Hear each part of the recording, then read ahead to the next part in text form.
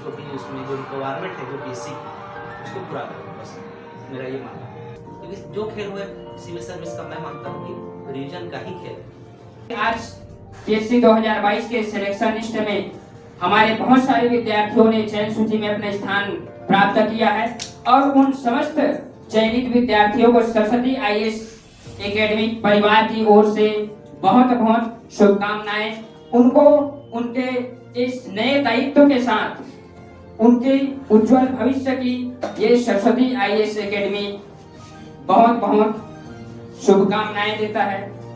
क्योंकि इस संस्था में हम आज से बहुत पहले से जुड़े हुए हैं और इस संस्था के बारे में हम बहुत ज्यादा प्रचार प्रसार, बहुत ज्यादा बाहरी दिखावा, बाह्य आडंबर से दूर हैं। क्योंकि हमको मार्केट में हमारे यहाँ मार्केट कैपिंग उसके हिसाब से बहुत कम लोग हमको जानते हैं, लेकिन इस संस्था से जितने भी स्टूडेंट जुड़े हुए हैं उन स्टूडेंटों के थ्रू ही यहाँ की पब्लिसिटी हुई है और जिस रेशियो में यहाँ से सिलेक्शन होना चाहिए था, जिस रेशियो में हमारे पास स्टूडेंट रहते हैं, उस रेशियो से कहीं 1000 गुना एक्स्ट्रा हमने सिलेक्शन करके दिया है। तो इस सिलेक्शन के पीछे इस छोटी सी संस्था का क्या एडवांटेज है, क्या रहस्य है, क्या यहाँ के सर किस रणनीति के माध्यम से आप लोगों की तैयारी करवाते हैं, इन्हीं चीजों को आप जानेंगे हमारे आज के सिलेक्टेड कैंडिडेट करण राठिया के मुंह से और वही आपको बताएंगे यहाँ उनको ऐसा क्या एडवांटेज प्राप्त हुआ जिससे उनको सिलेक्शन में बहुत ही आसानी प्राप्त हुई। मेरा प्रश्न ये है कि कहा जाता है कि सीजीपीएससी एक 100 मीटर का रेस नहीं मैराथन है, तो इस मैराथन में आपने खुद को मोटिवेट कैसे बनाए रखा? पहले तो मैं आपको बहुत बहुत शुक्रिया अदा करना चाहता हूँ। और जैसे आपने बिल्कुल सही कहा कि पीएससी का जो चीज़ है वो 100 मीटर का रेस नहीं है, ये सही बात है। और लोग इसको जो लोग समझते हैं वही मेरे ख्याल से अच्छा कर पाते हैं। क्योंकि मैं देखा हूँ कि बहुत लोग क्या करते हैं, कम समय में ज़्यादा से ज़्यादा पाने की कोशिश करते हैं। वो मतलब ऐसा कोर्स ज्वाइन कर देंगे जो कम समय में आइए आपको डिप्टी कलेक्टर बना दें। अगर वैसा होता तो तुरंत ही ग्रेजुएट करता है आदमी और तुरंत वही फीस दे के वो बन जाता। तो ऐसा तो हम देखते नहीं हैं। क्योंकि पीएससी में सबसे इम्पोर्टेंट हो जाता है पेशेंस। यहाँ जो पीसीपी का मतलब अपने हिसाब से मैं बनाया क्योंकि मतलब पेशेंस है, तो आपको एक धैर्य रखना ही पड़ेगा। क्योंकि आप सिलेबस देख रहे हैं कितना बड़ा है, तब संभव ही नहीं है। अब आप विगत 2 वर्षों से देखेंगे कि सिलेबस भी चेंज हो रहा है, अब चीज़ें अप्लाइड प्रवृत्ति की पूछ रही है, स्टेटिक पूछ ही नहीं रहा है। तो आप इसको कैसे हैंडल करेंगे? आप इतने कम समय में सिलेबस कंप्लीट करते हैं तो आपको तो एक अच्छा खासा समय चाहिए 1-1.5 साल से सिलेबस कंप्लीट करने में। तो मेन ये है कि आपको पैसेंस भी होना ही चाहिए, क्योंकि और स्टेमिना भी होना चाहिए पढ़ाई में। आप खुद के अंदर एक कॉन्फिडेंस भी होना चाहिए कि हाँ मैंने इतना साल तक पेशेंस बना के रखा है और वो कॉन्फिडेंस मेरे अंदर है, तब आपको एक लगेगा कि हाँ मैं कर सकता हूँ। मतलब मैं बहुत सारे लोगों को देखता हूँ, मेरे मित्र भी हैं वैसे कि मतलब कॉन्फिडेंस ही नहीं आ रहा है, पढ़े तो जा रहे हैं कॉन्फिडेंस नहीं आ रहा है, तो वो एक दिक्कत वाली बात हो जाती है कि कॉन्फिडेंस नहीं है तो फिर आप कोई भी काम करेंगे तो कॉन्फिडेंस नहीं है तो कोई मतलब भी नहीं है। तो आप जो पीएससी है वो तो ऐसा नहीं है कि मतलब जिसके बारे में कोई जानता ही नहीं है। सब जानते हैं कि इसमें थोड़ा टाइम लेते हैं, फिर आप मैदान में उतरते हैं, जंग लड़ते हैं, 3 स्टेप होता है, प्री मेंस इंटरव्यू। तो ये कहीं ना कहीं एक लंबा थोड़ा सा 1.5 से 2 साल का समय लग जाता है। तो मेरा मानना ये है कि सही बात है 100 मीटर का रेस नहीं है, एक लंबा समय थोड़ा सा देना ही पड़ेगा आपको। अपने जीवन का थोड़ा सा जो बाहरी जिंदगी है उससे भी थोड़ा सा कट के आपको रहना पड़ेगा।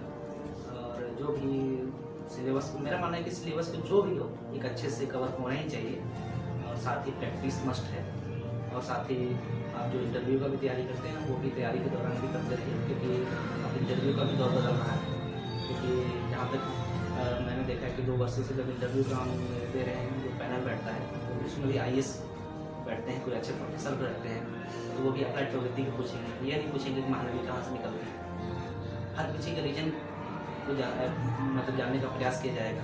अब जो बच्चे हैं अब सिर्फ एक नॉर्मल बैकग्राउंड ग्रेजुएशन वाले नहीं आ रहे हैं, इंजीनियर्स आ रहे हैं, आईआईटी के आ रहे हैं, एनआईटी के आ रहे हैं।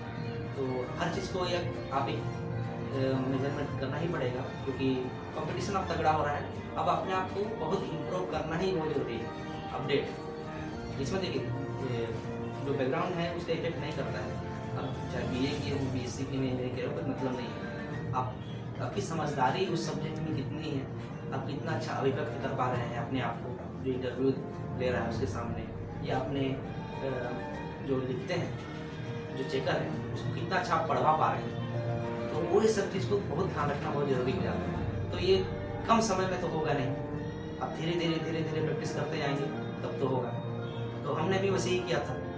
हमने क्योंकि हम लोग को जो सर है राकेश सर, वो काफ़ी हम लोग को हेल्प किए थे, मतलब जहाँ भी गलती हो वहाँ पर सुधारते थे, एक अच्छा फीडबैक देते थे। और जो भी टॉपर्स की जो कॉपी होती थी खासकर जो UPSC के, उसको दिखाते थे कि हाँ कि इसने ऐसे चार्ट डायग्राम बनाया है तो इसको इतना नंबर मिला है, तो हम भी बनाएंगे ऐसे। तो हर चीज़ का एक मैपिंग करके हमको बता दिया जाता था, ब्लूप्रिंट इसका निकाल के। तो हर चीज़ आपको ये करना पड़ेगा, और इस करने क्योंकि आपको सिलेबस कंप्लीट करना है, प्रैक्टिस करना है, और ज़्यादा टेस्ट सीरीज लगाने हैं, तो एक लंबा समय तो आप लग ही जाते हैं। तो ये मान के चलिए कि आपको समय देना है, अच्छे से कंप्लीट करना है, ताकि अच्छे से अच्छे हम जो ऊँचे पद हैं BSc के वो प्राप्त कर सकें। और मेरा मानना तो ये है कि आप ज़्यादा हड़बड़ी के चक्कर में मत रहें। जो भी एक जो स्टैंडर्ड समय लगता है 1 से 1.5 साल, उसको अच्छे से दें, उसमें सुस्ती बिल्कुल ना बरतें, और जो भी उसमें जो रिक्वायरमेंट है जो BSc की, उसको पूरा करें। बस मेरा ये मानना है, तब आप एक अच्छा गोल प्राप्त कर सकते हैं। सर, आप कितने दिनों के अंतराल में रिवीजन किया करते थे? टाइम क्लास आना, कैसे मैनेज करना, मुश्किल होता है?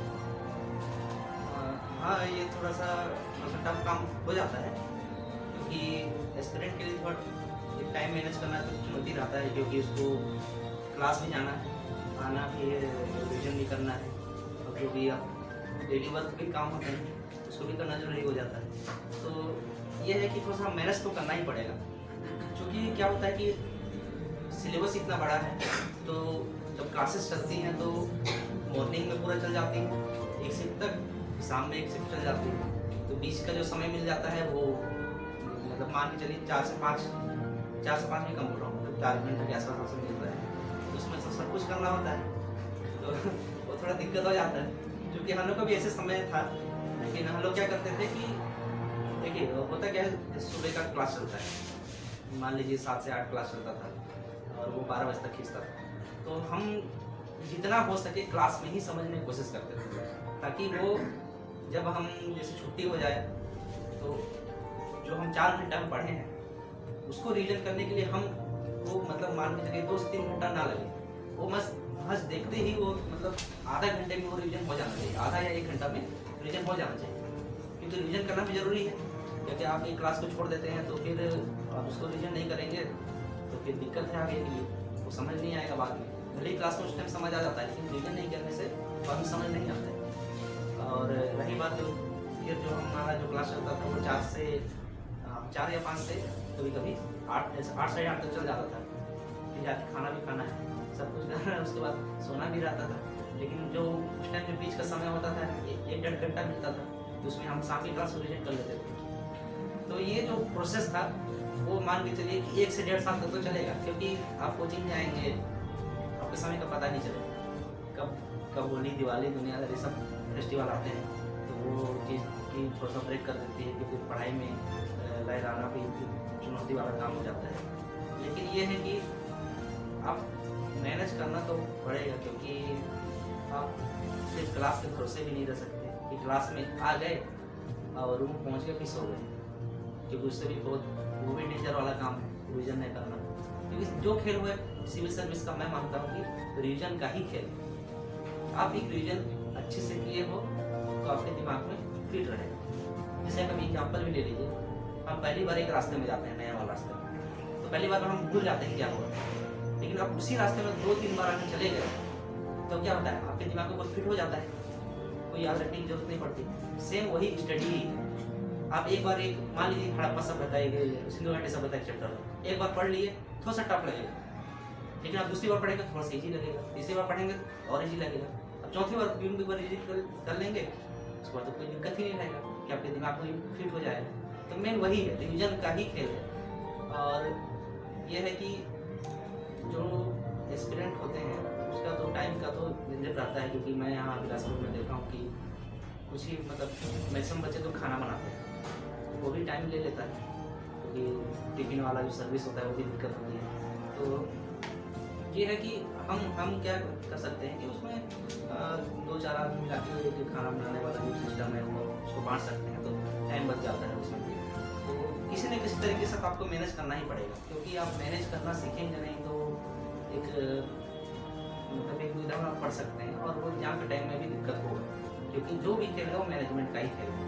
क्योंकि आपको प्री एग्जाम भी देना है, वहाँ भी 2 घंटे में 100 क्वेश्चन सॉल्व करने हैं, साथ ही जो मेंस एग्जाम है वो हर दिन 2 पेपर देने हैं, साथ ही इंटरव्यू भी है, तो हर चीज़ को लेके चलना पड़ता है, तो मैनेज तो करना ही पड़ेगा। तो हम जो क्लास के साथ रिविजन को ध्यान देते थे, साथ ही जो खाली टाइम मिलता था संडे वनडे मिलता था, एक दूसरे के साथ थोड़ा सा वो गेम होता है पूछा पूछी जैसा वो कर देते थे। तो वो क्या था कि एक अपने हैबिट में बना रहता था, जैसे कहीं खाली बैठ गए हैं तो अन्य चीज़ों की चर्चा न करके थोड़ा सा टॉपिक पे ही चर्चा कर लेते थे, एक नॉर्मल कि ये कैसे कर सकते हैं, कैसे कर सकते हैं। तो ऐसे करके हमको रिविजन का एक समय निकालना ही पड़ेगा, तभी रिविजन हो पाएगा। आप सोचेंगे कि मैं रिविजन के लिए एकदम अलग समय निकालूंगा पढ़ने के लिए अकेला एकांत में, क्योंकि वो भी संभव नहीं है, क्योंकि हर आदमी का 24 घंटे समय होते हैं। तो ये है कि आप मज़े में अगर स्टडी करें, और खासकर ये क्या है कि ग्रुप बनाना भी बहुत अच्छा जरूरी है। ऐसा नहीं कि किसी एक ऐसा ग्रुप की मतलब सब ऐसे खेलने कूदने वाले और कुछ वैसे करना, पढ़ने का ग्रुप बनाना बहुत ज़रूरी हो जाता है, ताकि वो भी समझते ही हैं कि टाइम को कैसे मैनेज किया जाए। तो वो भी अपना एक वो पढ़ा होता है तो वो सुना देता है अपना कहानी, क्या मैं रिविजन किया हूँ, कोई दूसरा एक दोस्त है वो सुनाता है कहानी जो भी अपने पढ़ा हुआ है। तो ऐसे करके वो खुद का भी रिविजन हो जाता है, तो वो बाद में दिक्कत नहीं होता है। तो ये ग्रुप बनाना भी बड़ा ज़रूरी है टाइम मैनेज करने के लिए। तो मेरा हम लोग का ये फंडा था कि जो हम लोग का ग्रुप था, इसी में से ही ग्रुप रहा है हम लोग का ग्रुप। काफ़ी हम लोग एक दूसरे का हेल्प करते थे, टाइम बचाते थे, ताकि जो टाइम मिलेगा उसको प्रैक्टिस में अन्य जो रिटर्न प्रैक्टिस उस समय हम ध्यान दें।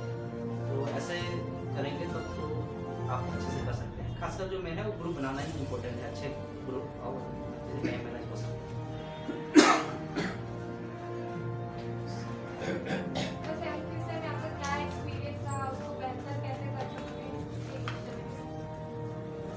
हाँ, जो मैं भी ये फेस किया हूँ, खासकर जो पेपर 7 है वो मेरे लिए भी टफ रहा है। अगर मैं तुलना करूँ पेपर 1 से लेकर पेपर 7 तक, तो मेरा सबसे टफ पेपर तो पेपर 7 ही लगा है, क्योंकि आप उसको सेपरेट करके देखेंगे तो क्या होता है कि इसमें एक पार्ट में ही कई सारे मतलब ये सब टॉपिक्स हो जाते हैं, वो सब बड़े बड़े इंटरनेशनल है, खेल है, और कोई अधिनियम है, पूरा जो संहिता भी आ गया, कोई कॉलेज आ गया, ये सब पढ़ना। तो क्या होता है कि ये सब क्या होता है कि हम लास्ट में करेंगे, ये करेंगे, देख लेंगे वाले चक्कर में हम छोड़ देते हैं। तो वो सबसे बड़ा नुकसानदायक रहा है। मेरे साथ भी गलती हुई, जो मैंने जब फर्स्ट अटेम्प्ट दिया था उसमें भी थोड़ा सा स्कूल में ले लिया था, तो जिसके कारण मेरे को थोड़ा सा दिक्कत हुआ था। क्योंकि ये जो है पेपर 7, मेरा मानना ये है ये सबसे ज़्यादा चेंज होता रहता है, करंट अपडेटेड मांगता है। तो इसको तो ये है कि आप जो पहले सिलेबस में है उसका एक अच्छे से नोट्स तैयार करें, क्योंकि आप सिलेबस को अच्छे से नोट्स तैयार कर लेंगे तो आपका मान लीजिए आपका 60 से 70% काम हो गया वहाँ पर। और रही बात 30 से 40% की बात, तो आप करंट अपडेटेड करना आपको जरूरी है। अब उसके लिए क्या करेंगे आप, जैसे आप जैसे देख लीजिए अभी क्या वो संशोधन आ रहा है CRPC IPC वाला, तो क्या है वो चैप्टर पेपर 7 में भी है, तो वहाँ क्या चेंजेस हो रहे हैं, तो वो अभी जो भी मैगजीन निकलेगी उस पर आएंगे, तो उसको अलग से नोट्स बना लेंगे उसका पेपर 7 का। जो प्रतिगत दर्पण मिलते हैं, बहुत सारी गवर्नमेंट मिलती आती हैं, और तो वहाँ से मतलब अपडेट कर दीजिए। ऐसे कर करके आप ना एक मतलब अलग से नोट पेपर 7 का करंट अपडेटेड तैयार हो जाएगा। तो अगर आपने क्या किया, एक स्टडी नोट तैयार कर लिया और साथ में क्या किया, जो करंट अपडेट तैयार किया, तो आप निश्चित मानोगे। और ये दोनों का अगर मिक्स करके आप पढ़ लोगे तो आप देखोगे कि आपका 80 से 90% आसपास तक का आपका अच्छा बन जाएगा। मैं अभी तक मतलब देखा हूँ कि अगर ऐसे करने से थोड़ा सा फायदा होता है, तो अगर ऐसा शुरू से आप करेंगे तो ये फायदा हो सकता है।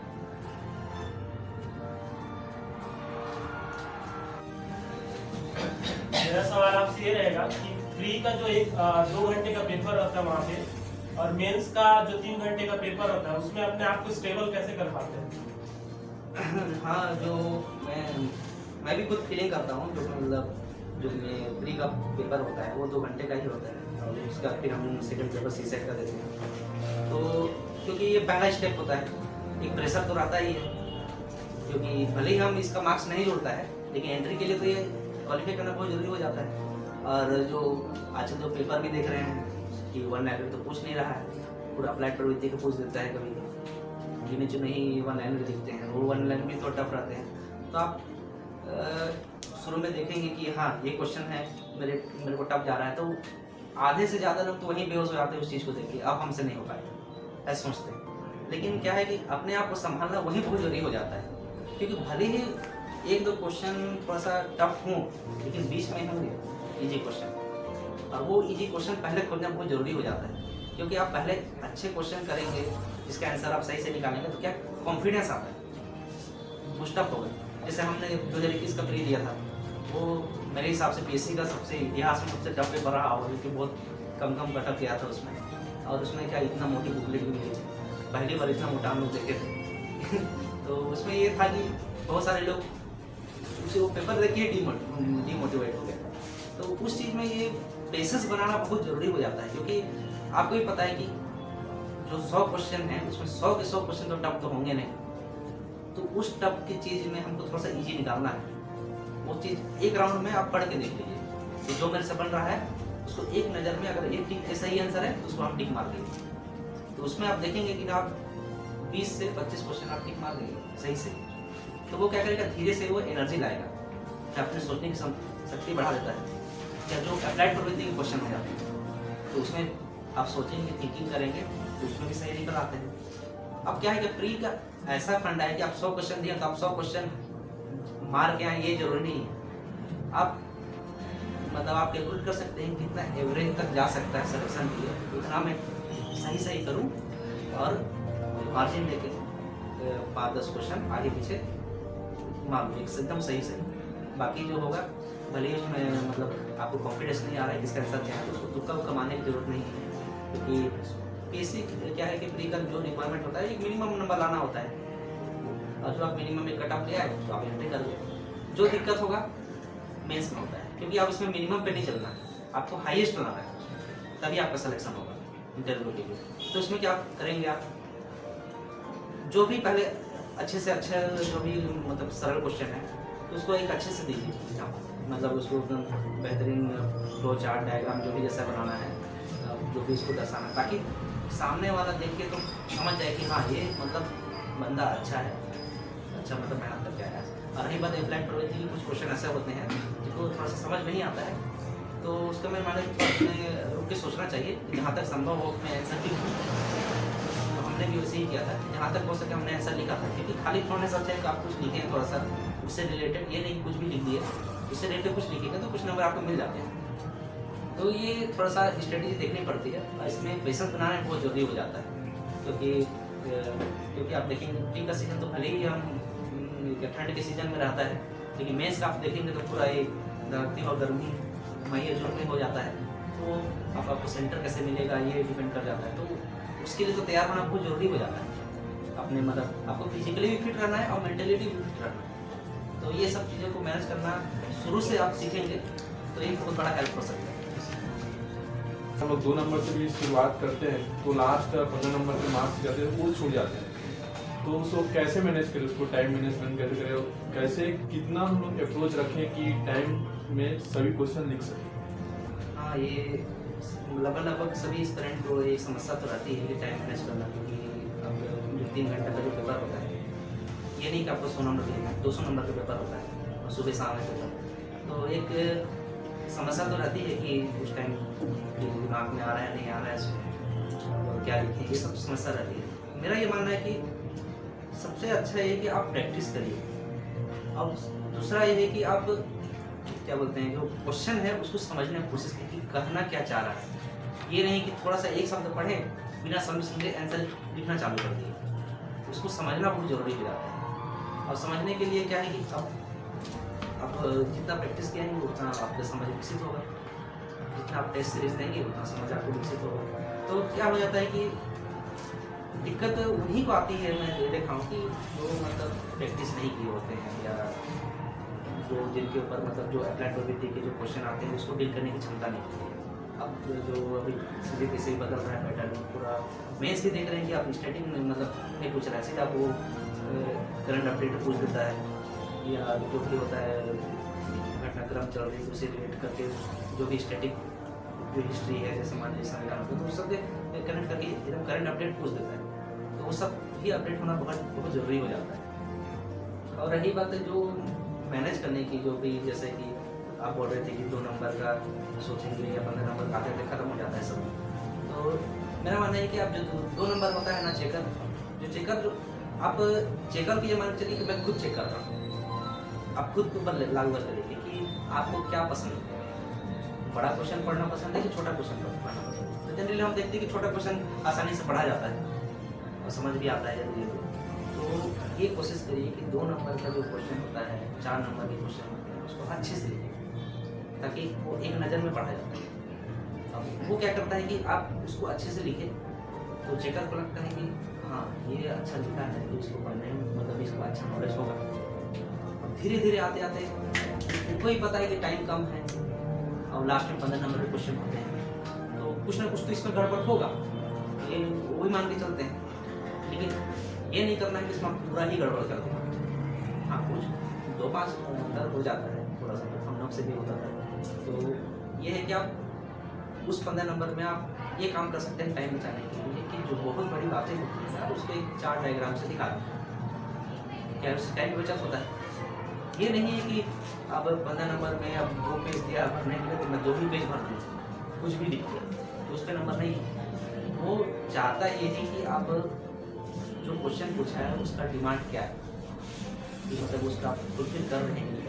अगर उसका फुलफिल अगर एक पेज में भी हो जा रहा है ना तो आपको नंबर दे देगा, काफ़ी अच्छा नंबर दे देगा। और रही बात बड़े क्वेश्चन को डील करने के लिए हम लोग ऐसे करते थे कि जहाँ समय का वो दिक्कत हो रहा है हम फ्लो चार्ट वगैरह यूज कर लेते थे, क्योंकि ये सब देखने में भी अच्छा लगता है। आपके सामने ही अगर कॉपी रहेगा जिसमें एकदम सिर्फ लिखा ही लिखा भरा हुआ है और एक कॉपी ऐसा रहेगा कि आप इसमें लिखा भी हुआ है और 4 डायग्राम भी है, एक्सप्रेशन भी अच्छे से एरो करके बनाया हुआ है, तो आप इसको ज़्यादा मार्क्स देंगे जो अच्छे से दिख रहा है वाला चीज़ को, क्योंकि जगह पर उतना पढ़ने का समय नहीं होता है। तो बस देखने जो मेन कंटेंट उसी को देखा जाता है कि हाँ इस ये डिमांड है, इस कंटेंट को लिखा है कि नहीं लिखा है, वो लिखा है फुलफिल किया है तो उसको नंबर दे दिया जाता है। तो वो इम्पोर्टेंट है कि आप उसको कितना दिखा रहे हैं। तो मेरा मानना हम लोग ऐसी रणनीति बनाते थे कि 2 नंबर 4 नंबर अच्छे से लिखते थे, साथ ही जो 15 नंबर और 10 नंबर का जो क्वेश्चन है थोड़ा टाइम टेबल लिखना, तो उसमें हम चार्ट का सहारा या मैपिंग का सहारा लेंगे। ये जनरली एक मोटा मोटी फुलफिल हो जाता है, हेल्प हो जाता है। और दूसरा सर, जब आप नेगेटिव होते थे पढ़ते पढ़ते ऐसा होता था कभी कभी, मेरे साथ मेरा ऐसा एक्सपीरियंस रहा है, मतलब होता है अभी, कि आदमी जब थोड़ा ज़्यादा पढ़ता है तो फॉल हो जाता है, मतलब लगता है माइंड एक्सेप्ट नहीं करता, चीज़ें याद नहीं होता। अगर जो चीज़ याद की उसी को पढ़ते हैं तो लगता है ये तो हम लोग कभी पढ़ा ही नहीं। तो इस चीज़ को कैसे आप मतलब वो करते थे?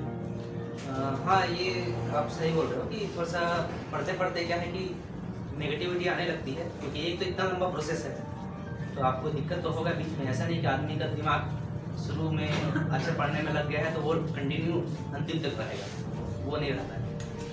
तो उसके लिए ये अच्छा है कि आप बेहतर से एक सर्कल अपना ग्रुप बनाइए, ताकि क्या होता है कि एक दोस्त अगर बड़ी डिमोटिवेट हो रहा है क्या दूसरा दोस्त उसको हेल्प कर देता है कि नहीं ऐसा है वैसा है, करके वो बता देता है। साथ ही अपनी जो बातें हैं ना वो फैमिली को बताए, क्योंकि फैमिली ही सबसे अच्छा दवा है, मैं ये मानता हूँ। क्योंकि आप घर वालों से अपनी जो भी कमी है उसको शेयर करेंगे तो घर वाले क्या है आपको कभी बुरा नहीं चाहेंगे, वो आपको सोल्यूशन बताएंगे। ये नहीं कि आपको बोलेंगे कि आपको नहीं हो पा रहा तो घर आ जाओ लोरिया बिस्तर लेके आओ, फिर तेरे से नहीं हो पाएगा, ऐसा कुछ नहीं बोलते हैं हम लोग।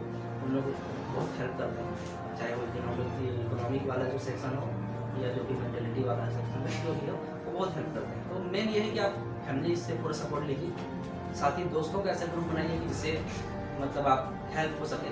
ये नहीं कि हमारी टीम में ज़्यादा व्यस्त हो गए, काफ़ी अच्छा जो मतलब मेंटली पीस वाले व्यक्ति हैं, तो ये इम्पोर्टेंट हो जाता है। साथ ही डेली रूटीन में मेरा मानना है कि योगा भी करना चाहिए, मेडिटेशन वगैरह करना चाहिए, ताकि दिमाग काफ़ी अच्छा कुछ से कूल रहता है। हम लोग भी करते थे, अभी तो सब ब्रेक हो गया तो दिक्कत है, तो लेकिन करना ही चाहिए वैसे लोगों को। और रही बात आपने बैकग्राउंड का पूछा था, तो ऐसा नहीं, मेरे फैमिली में ऐसे कोई ऐसे बीएससी बैकग्राउंड का नहीं है, क्योंकि सब लगभग कोई 12वीं तक ही पढ़े हैं, तो इतना भी जानकारी नहीं था बीएससी के बारे में। क्योंकि मेरे पापा का क्या था कि प्रशासनिक फील्ड से जुड़े हैं, तो अधिकारी वगैरह आते रहते थे, तो उनके जरिए ही थोड़ा सा जानकारी मिला था। और उसके बाद लगा कि अब शुरू से देखें इस फील्ड को तो जाना चाहिए, क्योंकि क्या होता है पटवारी का काम ही क्या होता है, तहसील ऑफिस जाना, कलेक्टर ऑफिस जाना, तो ये सब क्या था कि हम लोग बचपन से देखे हुए थे, तो एक थोड़ा सा इंटरेस्ट का फील्ड आ गया था उसमें। तो मैंने भी वही सोचा कि अब करना है तो इसी में ही करना चाहिए। उसके बाद मैं सेकेंड ईयर थर्ड ईयर के आसपास करता, तो मैंने सोच ही लिया था करना ही चाहिए इसको। और रही बात, बहुत सारे क्वेश्चन आते हैं कि आप इंजीनियरिंग करके क्यों ऐसे फील्ड में चले गए, ऐसे करके ऐसे इंजीनियरिंग का सीट तो खाली हो गया। ऐसा कुछ नहीं होता है, क्योंकि बहुत सारे इंजीनियर भी उस फील्ड में आगे बढ़ते ही हैं, कुछ ही हद तक जिसका इंटरेस्ट होता है वही आते हैं इसमें। तो और अच्छा ये है कि आप अच्छे से अच्छा एजुकेशन दिए हो तो डेफिनेटली आपका स्किल बहुत अच्छा होगा, ये मानते हैं। क्योंकि आप एक अच्छा स्किल लिए हो तो आप प्रशासनिक क्षेत्र में एक अच्छा योगदान दे सकते हैं, क्योंकि आप अच्छा एजुकेशन लिए हो, साथ ही स्किल डेवलप, टेक्निकल का ज़माना है, तो कहीं ना कहीं हम प्रशासनिक क्षेत्र में भी अच्छा योगदान दे सकते हैं। तो कहीं कि ये सब देश की ही सेवा है, ऐसा नहीं है कि आप इंजीनियर बन गए तो इंजीनियरिंग से जा रहे हैं तो उसी से देश सेवा हो जाए। प्रशासनिक फील्ड भी बहुत अच्छी चीज़ है, जो लोगों को भी, क्योंकि पीएससी क्या करता है, वो तो कॉमन ग्रेजुएशन ही रहता है, तो ऐसा नहीं है कि जिससे कोई इसमें BA BSc वाले आ सकते हैं, सभी आ सकते हैं। वो रखा है जिसके अंदर काबिलियत होती है, मेरिट सिस्टम का काम मतलब अचीव कर लेता है उसको। तो ये चीज़ है कि जो भी हम डीमोटिवेटेड होते हैं तो दिक्कत होता है, तो उसके लिए सबसे अच्छा ये है कि फैमिली सबसे अच्छा दवा है, और साथ ही दोस्तों का ग्रुप, और साथ ही हाँ आप प्रचलन में ये भी आ गया है रील्स देखने का, जो मोटिवेशन वाले आते रहते हैं, थोड़ा सा जगा देते हैं हम लोग, तो हाँ वो भी देख सकते हैं, एक थोड़ा सा तो काम करता है वो भी। मेन ये है कि आप जहाँ हैं वहाँ का वातावरण अच्छा होना चाहिए, मेरा मानना ये फैमिली अच्छा होना चाहिए। तो फैमिली का जो सपोर्ट है वो काफ़ी हेल्प करता है, साथ ही जो दोस्तों का ग्रुप है वो काफ़ी हेल्प करता है। तो एक अच्छा इन्वायरमेंट बनाइए, और अब पढ़ाई के एंजॉय के तौर पर लेंगे तो अपने खास डीमोटिवेट वाला सवाल तो पैदा ही है, कोई नहीं, एक अटेम्प्ट गया तो क्या दिक्कत है, नहीं हो पाया दूसरा दे देंगे। आदमी को रुकना नहीं चाहिए, आप वहाँ पर रुके तो आप गए, क्योंकि ये थोड़ा सा लंबा युद्ध चलता है। क्योंकि मेरा ये देख लीजिए सेकंड टाइम, अगर मान लीजिए मेरा फर्स्ट टाइम नहीं होता तो मैं भी छोड़ छाड़ के चला जाता, हम लगे थे कि एक बार तो कुछ ना कुछ होगा। मान लीजिए सेकंड टाइम में नहीं होता तो फिर थर्ड टाइम होता। मतलब ये था कि एक बार हम घुसे हैं तो लास्ट मतलब ये विजय हासिल करके रहेंगे, ये मान के चलिए, तो आप कभी भी डीमोटिवेट नहीं होते। अगर ऐसा लगता है आप डीमोटिवेट होते हैं तो हमें बात करिए, दोस्तों में बात करिए, टीचर्स हैं उनका मार्गदर्शन लीजिए, तो ये काफ़ी हेल्प करता है। मेरा अपना स्ट्रेटजी है, मैं रात में ज़्यादा पढ़ पाता हूँ और सुबह थोड़ा लेट से उठता हूँ, तो क्या स्ट्रेटजी को चेंज करना सही है कि सुबह जल्दी उठो? और जैसे कि शास्त्र में भी बोलते हैं लोग, या सर भी बोलते हैं सुबह ज़्यादा अनुकूल रहता है पढ़ने के लिए, तो मैं अनुभव करता हूँ सुबह जिस दिन उठ जाता हूँ उस दिन सर दर्द, सर भारी, बहुत सारी समस्या आ जाती है। तो इसमें आपको क्या रहेगा राय? हाँ ये है, ये तो शुरू से कहा था चला रहा है कि सुबह जल्दी उठना चाहिए। ठीक है, इंग्लिश में भी कहावत है, क्या याद नहीं आ रहा है, लेकिन जल्दी सोना चाहिए, जल्दी उठना चाहिए, जो भी ऐसे तो कहा जाता है ऐसे। क्योंकि अभी क्या है कि ना, अभी सिस्टम पूरा उल्टा हो गया है। क्या है कि आप रात में लोग घूमते हैं निशाचर जैसा, तो उसमें क्या होता है कि पूरा दिनचर्या तो गड़बड़ाया गया है। हम जो भी हम लोग पहले जो दादा नाना लोग थे 8 बजे खाना खा लेते थे, आज हम 12 बजे रात को खाना खा रहे हैं। तो हर चीज़ तो उल्टा हो गया है। तो क्या है, उस हिसाब से शरीर अनुकूल ढल गया है। तो मेरा मानना यह है कि ठीक है, अगर सुबह जल्दी उठ पा रहे हो तो बहुत अच्छी बात है, क्योंकि सुबह का जो समय होता है वो काफ़ी, क्योंकि माइंड में कुछ नहीं रहेगा, एकदम फ्रेश रहेगा, तो आप अच्छे से पढ़ पाओगे। लेकिन आपको ऐसा लगता है कि सुबह उठने से मेरा सर भारी हो जा रहा है, नींद की कमी हो जा रही है, तो ये अच्छा है कि आपका जहाँ टाइम में आपका दिमाग लगता है, मन करता है ना, वही टाइम को ही उठना चाहिए। क्योंकि टाइम को प्रोडक्टिव टाइम में बदलना बहुत ज़रूरी हो जाता है। ये नहीं कि ज़बरदस्ती सुबह उठ गए, आँख भारी है, सर भारी हो गया, उसमें कुछ कर ही नहीं पा रहे, तो टाइम वेस्ट है टोटली। और वो टाइम वेस्ट आने वाले टाइम में उसको खा जाएगा। तो ये सबसे अच्छा है कि आपको जो समय अनुकूल लग रहा है उस समय का यूज करो, अच्छे से यूज करो। रात में अच्छे से पढ़ाई हो पाता है, अच्छे से पढ़ो, भले कम पढ़ो लेकिन अच्छे से पढ़ो। सुबह जग पा रहे हो तो अच्छी बात है, योगा कर पा रहे हो तो भी अच्छी बात है। तो ये है कि अपने हिसाब से देख लो, अपने शादी के अनुकूल भी। आपका क्या था सर? आपका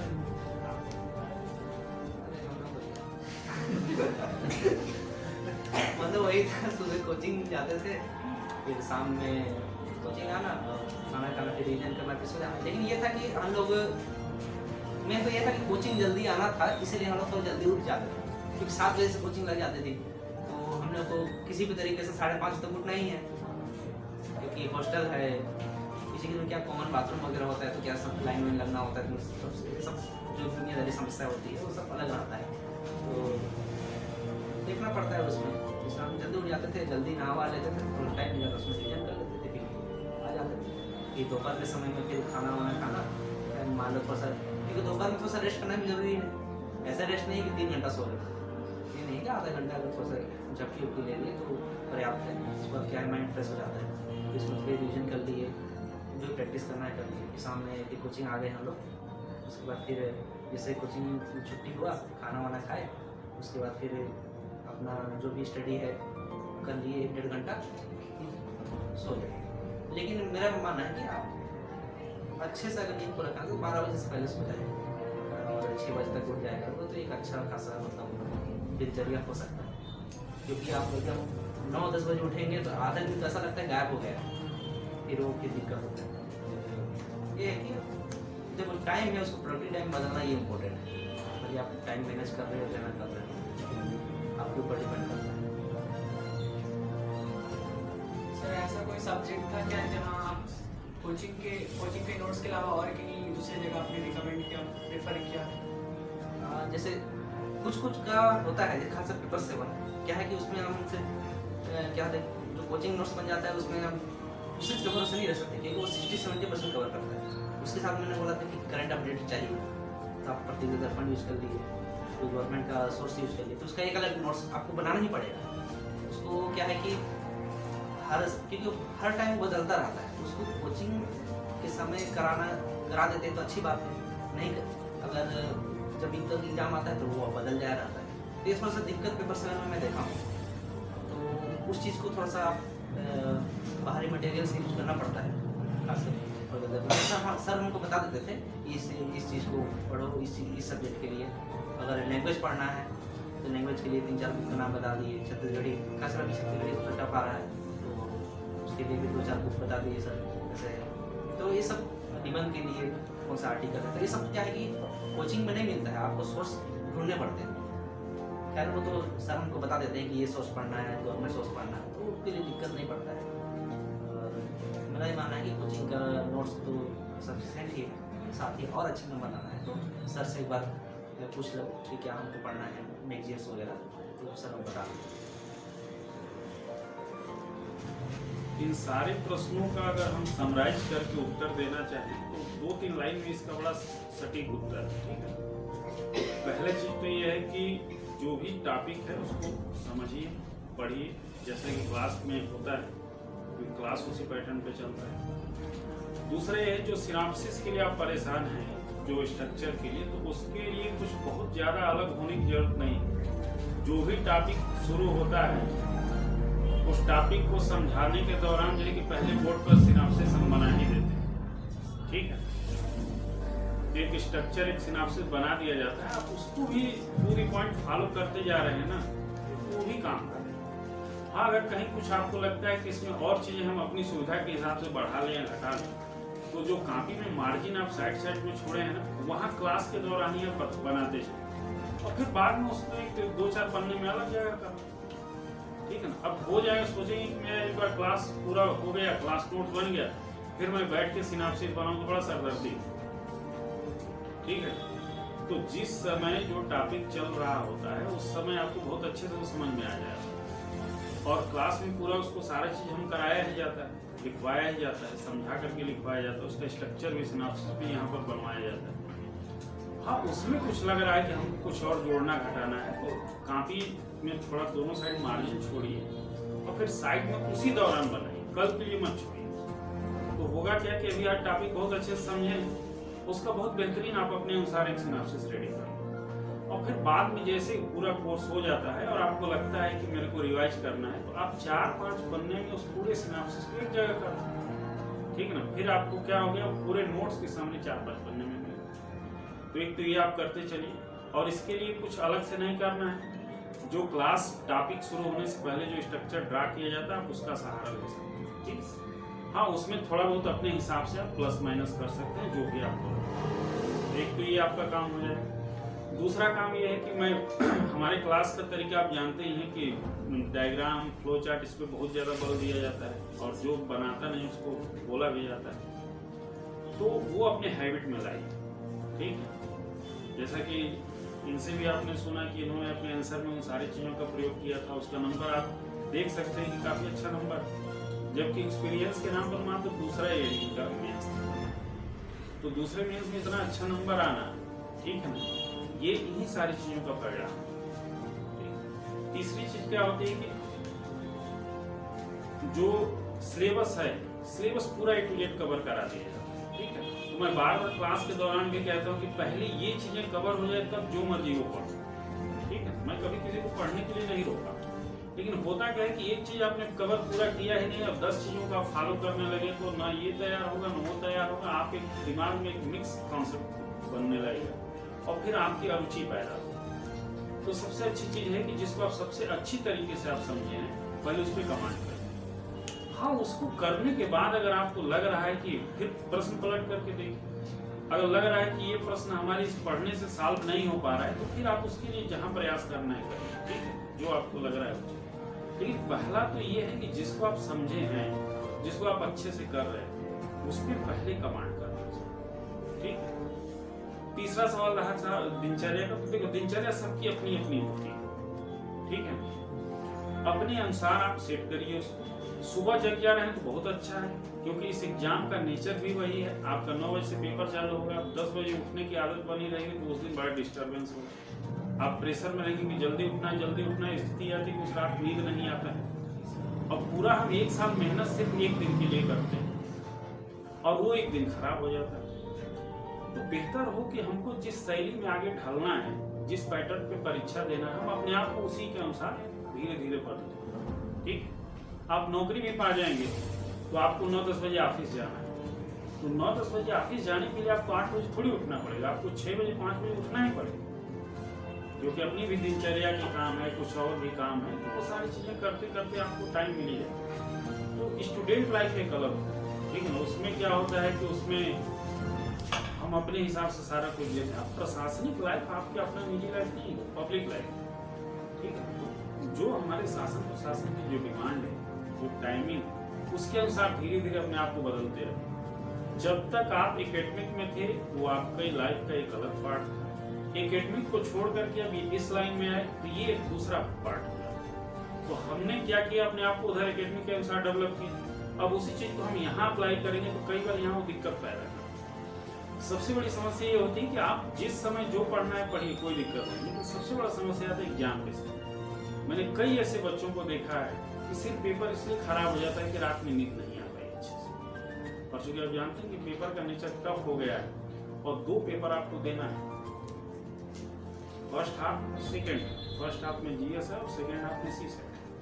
तो सी सेट विशेष करके करने के लिए दिमाग शांत और कूल होना चाहिए, ठीक है। तो हम नींद नहीं ले पाते हैं, तो हम सब कुछ जानते हुए भी हम अच्छे से नहीं कर पाते, एक समस्या आती है। तो ज्यादा अच्छा रहेगा कि इस एग्जाम के डिमांड के अनुसार अपनी दिनचर्या को, क्योंकि हम पूरे एक साल मेहनत किस दिन के लिए करते हैं कि एक दिन जो परीक्षा की तिथि उस दिन हम सही सलामत सब करें। तो ज्यादा बेहतर वही होगा, ढालने से सब कुछ ढल जाता है। और 12 बजे तक बहुत समय है, 12 बजे भी आप सोते हैं ना, 12 बजे 1 बजे भी सोते हैं तो आप 5, 6, 7 बजे तक जगते हैं, ठीक है, आराम से जगते हैं, पूरा दिन आपको मिलता है। अच्छा, सुबह जगने का एक बड़ा फायदा ये होता है कि हमको लगता है पूरा दिन हमारे पास है। जैसे हमारा 9-10 बज गया, नहाते धोते ब्रश करके 12 बज जाता है, फिर खाना खाते हैं, फिर लगता है करीब आधा दिन को ऐसे ही खत्म। तो बेहतर होगा कि हम परीक्षा जो दे रहे हैं उसके पैटर्न के अकॉर्डिंग चलें। और एक अगला प्रश्न है वो ये है, प्रश्न क्या उत्तर है? उत्तर ये है कि आप लोग जो है कि आप लोगों के बीच में ही ये करण बैठा, ठीक है, और इसी बीच से वो लड़का उठ करके यहाँ आया, तो कल आप लोग भी आए, ठीक है। तो आप लोग देख ही रहे थे क्या पढ़ रहे हैं, क्या लिख रहे हैं, ठीक। सुबह से हम लोग, क्योंकि क्लास का हम लोगों का टाइमिंग ऐसा होता था कि सुबह 12 बजे, फिर 12 बजे के बाद 4 से 8:30 तक, तो बीच में आपको 4 घंटा और रात का टाइम मिलता था।